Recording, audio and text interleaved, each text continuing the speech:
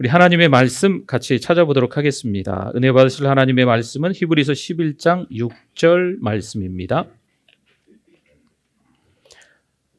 하나님의 말씀 히브리서 11장 6절 우리 한 목소리로 같이 한번 읽어보겠습니다. 믿음이 없이는 하나님을 기쁘시게 하지 못하나니 하나님께 나아가는 자는 반드시 그가 계신 것과 또한 그가 자기를 찾는 자들에게 상 주시는 이심을 믿어야 할지니라. 아멘. 잘 오셨습니다. 안녕하세요. 은혜 많이 받으세요. 네. 2021년 한 해를 보내면서 여러분이 소원하고 바라는 거, 성구영신 예배를 드리면서 아니면 1월 첫째 주 신년 감사 예배를 드리면서 그 바라는 거 있으셨잖아요? 네. 이루셨습니까?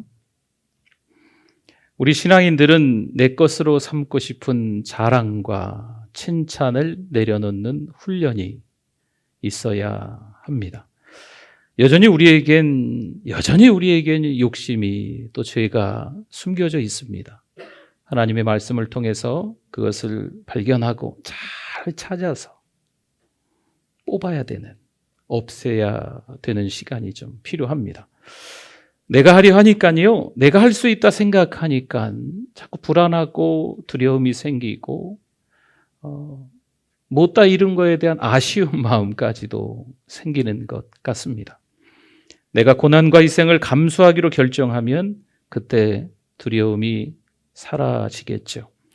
한 해를 보내시고 새해를 맞이하면서 이 즈음 안 하겠다, 못 하겠다 이런 말들이 가정에서, 직장에서, 교회에서조차도 있습니다. 나만 바쁘고 나만 고생하며 나만 희생하는 듯 여겨지면 뭔가 일하는 게, 뭔가 이렇게 섬기는 게 좀 버거운 거죠.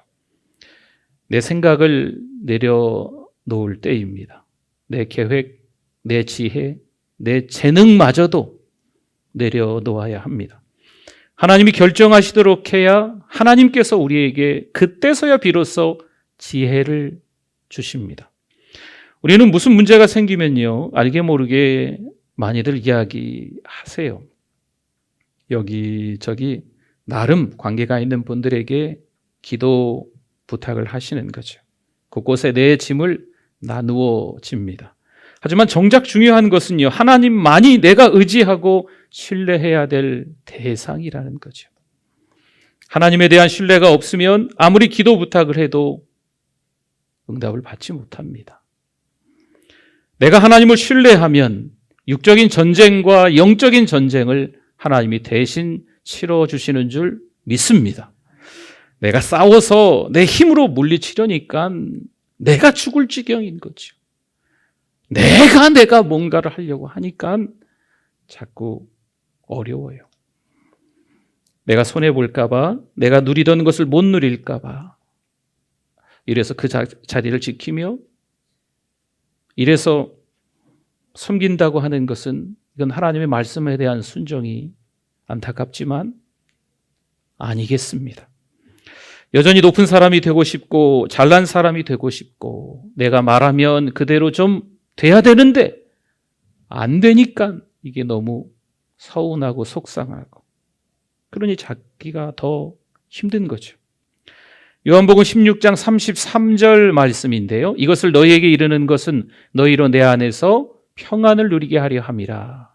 세상에서는 너희가 환난을 당하나 담대하라, 내가 세상을 이기었노라. 아멘. 이 땅을 살아가면서 성경에도 정확하게 나왔네요. 우리가 고난을, 핍박을, 환난을 당한다는 거죠. 물론 주님의 마음은 우리가 평안을 누리는 것을 원하심이지만 이 땅에 살아가면서 우리는 자꾸 감당하기 어려울 것 같은 힘든 일들을 겪게 됩니다. 하지만 저와 여러분이 승리에 대한 확신이 있으셔야 될 줄 믿습니다. 그 확신은요, 내가 하는 확신이 아니에요. 자기 확신이 아닙니다. 오히려 그 확신은요, 나를 부인하는 거죠. 내가 할 수 없다. 자기 부인이 이게 확신입니다. 확신에 차 있는 분은요, 자신의 약점을 알기에 강점을 살릴 수 있는 거예요. 내가 할 수 없으니까 누가 필요해요? 하나님이 필요하시다라는 것을 아는 거지요. 그리고 다른 사람 상대방의 강점도 찾아줄 수 있는 거예요. 내가 찾아주는 게 아니고 하나님이 찾아주시는 거죠.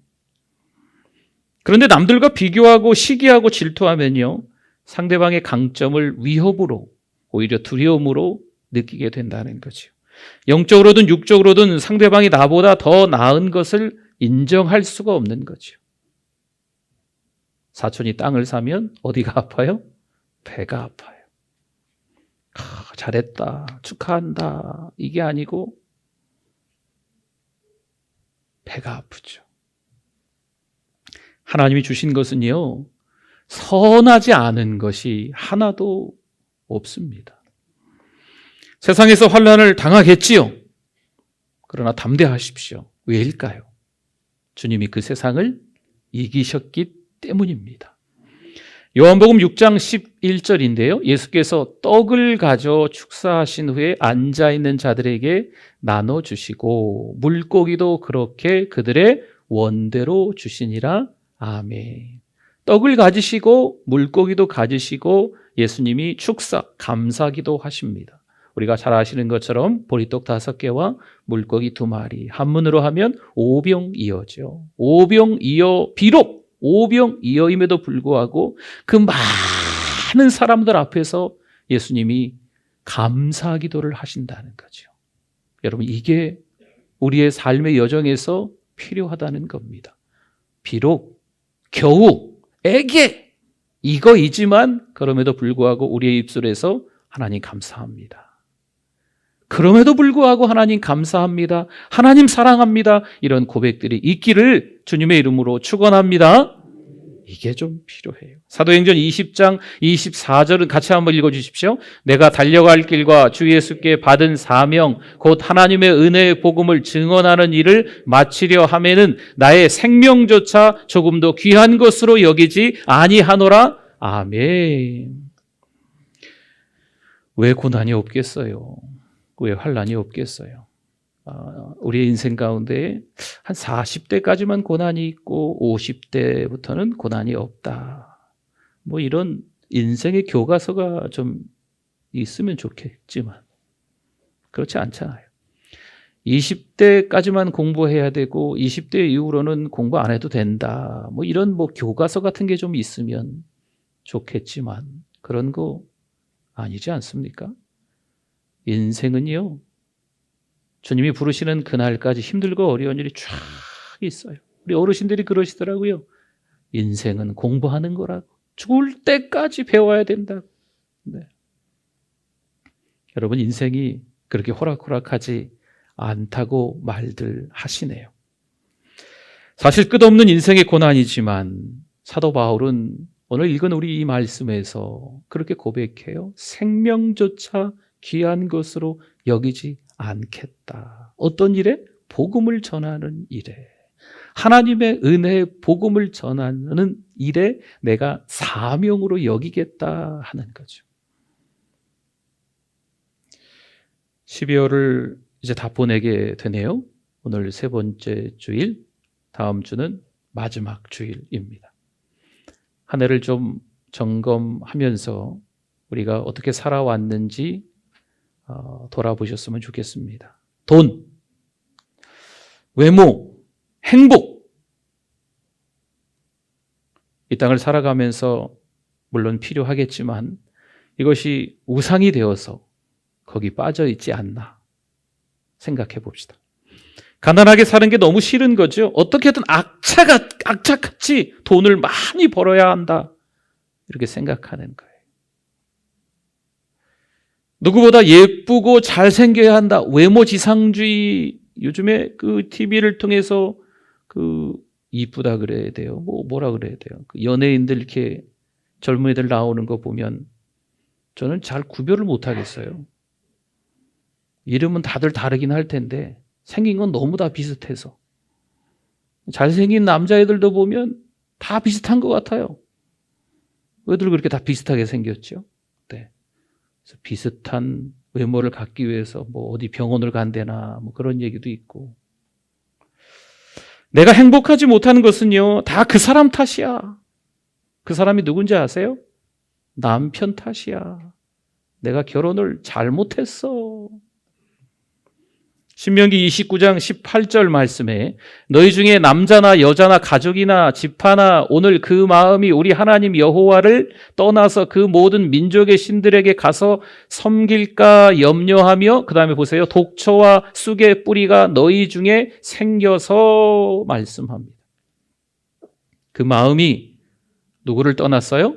하나님을 떠나 독초와 쑥의 뿌리가 생겼다는 거죠. 우리가 상처가 있는 거예요. 그 쓴 뿌리가 왜 생겼을까요? 우상 숭배 때문에 그래요.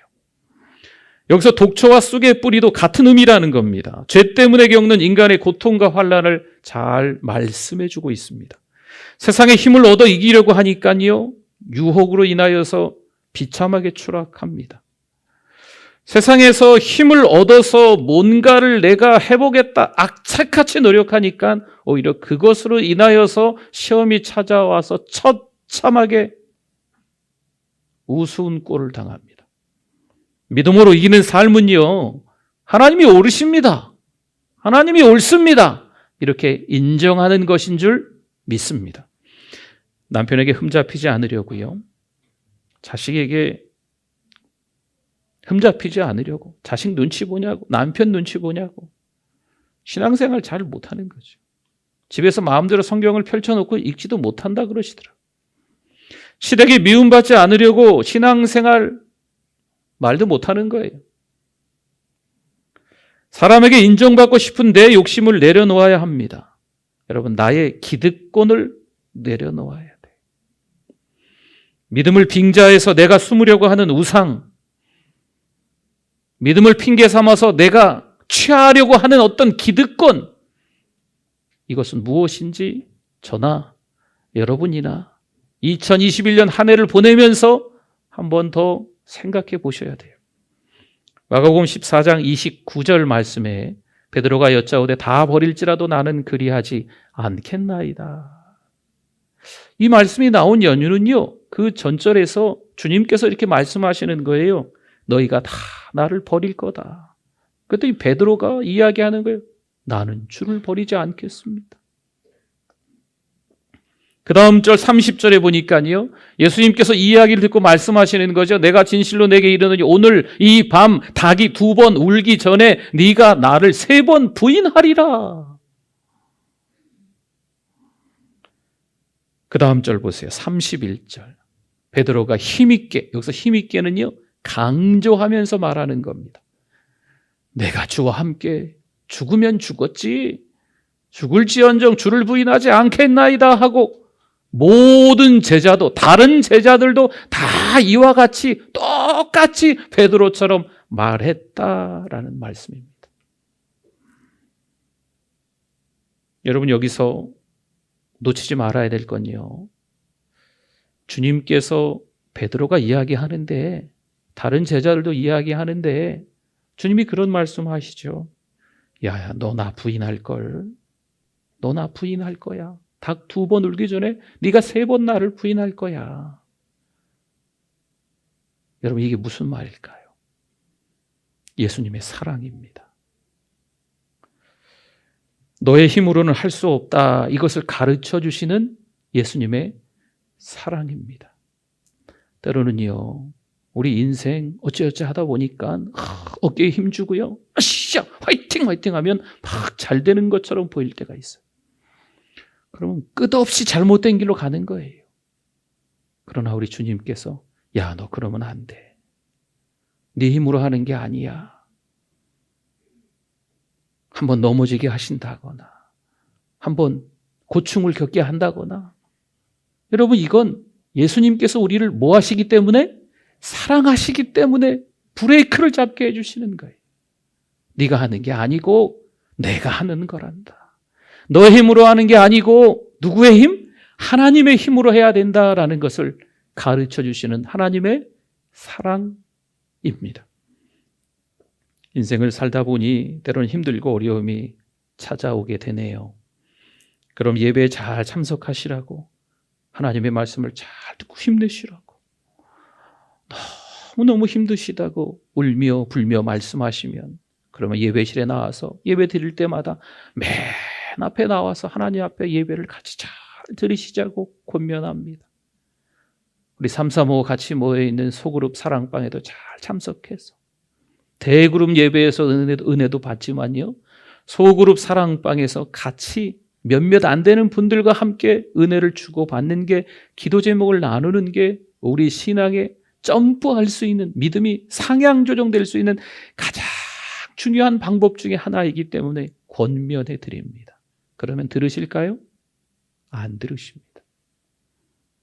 안 들으세요. 아직도 내려놓지 못한 게 있습니다. 교회와 함께 예배 드립시다. 올 수 없는 거죠. 하나님의 말씀을 집중해서 드립시다. 오늘도 이렇게 예배를 드리러 다 오셨지만 하나님의 말씀에 귀를 기울여 귀담아 들으시면서 은혜의 말씀으로 쫙 흡수하시는 분들도 있는 반면, 여전히 세상 소리에, 소음에 민감해서 앉아있기는 하시는데 하나님의 말씀이 안 들리시는 분들도 있다니까요. 하나님의 말씀 들리지 않습니다. 그저 하나님이 불공평하다 말하는 것이요, 내가 이래봐도 신앙생활을 한두 해 해온 것도 아닌데 이 정도 신앙이면 좀 괜찮지 않을까? 오늘 하나님의 말씀은 나에게 하는 이야기가 아니고 누구누구 집사님, 누구누구 성도님이 들으면 은혜가 좀 되겠네, 이렇게 생각을 하시게 되는 거죠. 그리고 누군가 힘들다고 이야기하면 100일 작정 기도해봐, 질병 있지, 암 있지, 나을 거야. 자식 취직 문제 때문에 기도하고 있는 분에게 들으면 40일 금식해봐, 아침 금식이라도 해보든지, 그러면 반드시 나을 수 있을 거야. 취직할 수 있을 거야. 원하는 것대로 될 수 있을 거야. 자신의 신앙으로 생각하기에 그렇게 하면 될 것 같아서 권면을 하십니다. 내가 하나님의 뜻을 좌지우지하겠다는, 여러분, 이것은 잘못된 열심입니다. 상처가 많은 사람일수록요, 이를 악물고 모든 것을 자기 손에 꽉 쥐려고 해요. 내려놓지 못합니다. 꽉 쥐고 있으면서 하나님의 말씀에 귀를 기울이려고 하면 안 들려요. 온갖 세상의 소음에 귀를 기울이면 하나님의 음성을 못 들어요. 못 먹고 못 사고 못 입은 거, 무시당한 거, 이게 한이 되어서요, 반드시 뭔가 이루겠다고 악착같이 매달리는 거죠. 하지만 올바른 가치관이 아니면요, 아무리 성공하셔도 자기 상처를 가지고 오히려 다른 사람들에게 상처를 주는 겁니다. 돈이 있으면, 힘이 있으면 높은 자리에 올라가서 그 자리에 올라가면 내가 바르게 뭔가를 해야지, 이게 쉽지 않은 거예요. 힘들고 어려울 때 이 상처들이 치유되지 않으면 성공해서도 오히려 똑같은 전철을 밟는 거죠. 하나님의 말씀을 모르고 내 마음대로 살아가는 것이, 여러분 들으십시오, 죄입니다. 믿음으로 이기는 삶을 모르고 자기 생각대로 다른 사람에게 믿음을 가르치는 거, 올해 혹시 그러지 않았나? 우리 모두가 한 번 더 생각해 보셔야 돼요. 여러분, 그리스도인은요, 돈이 아무리 많이 생기고요, 승진과 출세가 보장된다 할지라도 구원과 상관없는 일이라면 하지 말아야 합니다. 생명을 해치고 복음에 해방되는 직업이라면 단호하게 거절해야만 합니다. 어떤 직업은 선하고 어떤 직업은 악하다, 이런 말씀을 드리는 게 아니에요. 어떤 일이든지 살리는 일인가, 아니면 다른 사람을 해치고 죽이는 일인가 생각해 보셔야 해요. 난 모태신앙이야, 난 교회는 잘 다녀, 나는 2대, 3대, 4대 신앙생활 해왔어. 여러분, 이래서 해결될 문제가 안타깝지만 이제는 아니에요. 거의 합격인 것 같다 믿음이, 이건 불합격입니다. 육적으로 게으른 것도 문제겠지만요, 영적으로 게으른 사람들이 있습니다. 누가 영적으로 게으른 사람들일까요? 성경 공부도 양육 훈련도 교회에서 잘 받았습니다. 예배 출석도 누구보다도 잘 하려는 듯 보입니다. 어느 교회 신앙생활 하는 사람 가운데 정말 믿음이 좋은 사람은 누굴까? 누구 이름을 거론할 정도로 그런 사람인 거죠. 그런데 갑자기 직장에서 일이 꼬였습니다. 그러면 하나님을 원망하죠. 하나님, 내가 말이야, 지금까지 어느 정도 시간을 들여서 내 재능으로 어떻게 섬기며 내가 가지고 있는 물질로 어떻게 하나님 앞에 드리면서 했는데 하나님이 이 정도도 해결해 주시지 않습니까? 하나님을 원망하고 심지어 믿음을 떠납니다. 이분들이 영적으로 게으른 사람들이에요. 반면 어떤 경우에는요, 하는 일들이 승승장구하며 잘 나가는 거죠. 잘 나가요. 세상에서 하는 일들이 너무 잘 되는 거죠. 그런데 그 다음 내가 뭘 해야 하나? 모릅니다. 이들이 게으른 사람들이에요. 영적으로 말이죠. 우리는 날마다 옳고 그름의 선택과 갈등의 문제에 놓여 있습니다. 어떻게 답을 찾아야 할까요? 믿음으로 이기는 삶은 무엇일까요? 여러분, 믿음으로 결혼하시고, 믿음으로 취직하시고, 믿음으로 이사하시고, 믿음으로 날마다 매 순간순간마다 살아야 될 줄 믿습니다. 돈, 외모, 지위 이런 것들을 갖추기 시작하면요, 그 다음에 당연히 따라오는 게 있습니다. 이어지는 게 있어요. 악, 음란. 나는 예외가 아닌데 이 땅에 그런 사람들이 있을까요? 나는 철저히 하나님 중심으로 살아가기 때문에 죄는 안 지을 거야. 나는 철저히 24시간 줄곧 내내 하나님과 동행하기 때문에 이 음란의 악한 영에 빠지지 않을 거야. 누가 장담할 사람이 있습니까? 100% 죄인인 우리들은 장담할 수 없습니다. 히브리서 11장 6절 오늘 본문이었는데요. 우리 마지막 말씀이에요. 같이 한번 더 읽어주십시오. 믿음이 없이는 하나님을 기쁘시게 하지 못하나니 하나님께 나아가는 자는 반드시 그가 계신 것과 또한 그가 자기를 찾는 자들에게 상 주시는 이심을 믿어야 할지니라. 아멘. 하나님을 기쁘시게 하는 방법이 뭐라고 나와 있을까요? 믿음이 없이는 하나님을 기쁘시게 하지 못한다 말씀하니까 믿음이 있으면 누구를 기쁘시게 한다? 하나님을 기쁘시게 한다. 하나님을 기쁘시게 하는 방법은 믿음입니다. 오늘 6절을 읽어봤지만 5절 말씀과 이어지는 거예요. 원래 5절에 누가 나오느냐? 에녹이 나옵니다. 에녹. 300년 동안 하나님과 줄곧 동행했던 에녹이 나오면서 6절에 믿음이 없이는, 에녹처럼 믿음이 있어야 하나님을 기쁘시게 하는 자다라고 하는 거죠. 사랑하는 성도 여러분, 하나님과 동행하실 수 있기를 바랍니다. 물론 교회 잘 나와야죠. 성경 읽고 기도하고 찬송하며 복음도 전하고요, 선교도 하시고 어려운 분들을 돌아보며 구제도 하시고 해야죠. 그런데 잊지 마셔야 될 게 있습니다. 내가 하는 게 아닙니다. 자기를 부인해야 돼요. 내가 내려놓아야 될 것들이 있다니까요.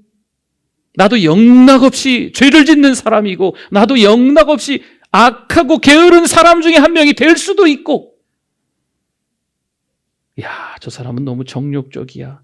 그 사람 얘기하지 마세요. 나도 예외가 아니에요. 음란의 영에 쉽게 넘어갈 수 있는 사람들이 죄인인 우리들이라는 것을 아셔야 돼요. 12월 이 즈음 믿음보다 돈과 성공이 우상이었던 내 죄를 인정하시고 12월이 채 지나기 전에 회개하실 수 있기를 부탁을 드립니다. 하나님께 고백을 하셔야 돼요. 사탄의 음모가 그래야 드러나고 구원의 역사가 그 다음 이어지는 겁니다. 내가 말이야, 이 정도 신앙생활을 하면 그 누가 나에게 뭐라고 하겠어? 이건 병이에요, 병. 이 병은 잘 치유가 안 돼요. 하나님이 제일 미워하시는 병이에요. 자기 부인이 중요합니다. 자기 부인. 자기 부인.